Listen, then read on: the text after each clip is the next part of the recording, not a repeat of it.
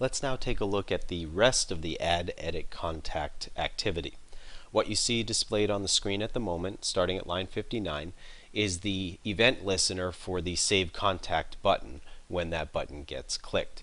Now, the onClick method is first going to check to ensure that the name edit text contains information. We're not going to allow you to place information into the database for a contact without a name.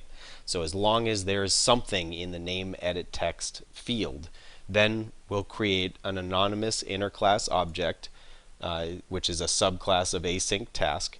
And this save contact task is going to save the contact into the database in a separate thread of execution, and then recall that on post execute will be executed in the GUI thread of execution, and all on post execute is going to do is return to whichever activity launched this activity. So it's either going to go back to the address book activity or back to the view contact activity, depending on which one performed the launch of this activity.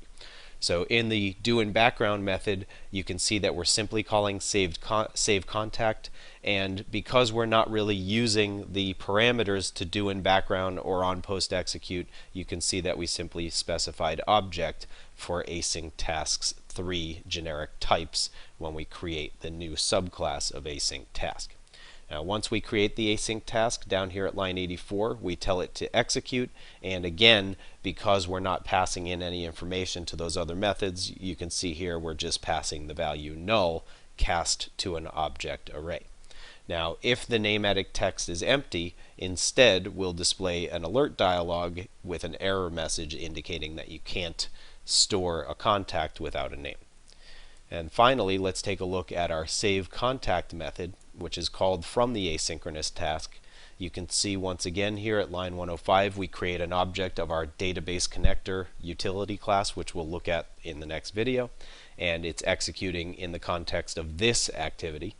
Then if the intent extras is equal to null, we know that we're inserting a new contact, so at that point we call the database connector utility class's insert contact method, giving it the strings representing the name, email, phone number, street, and city. And then otherwise, if the extras were not null, then at line 117 we start the else clause, where we're going to update the existing contact. And notice that for the update we have to specify the row ID so it knows specifically which row in the database needs to be updated.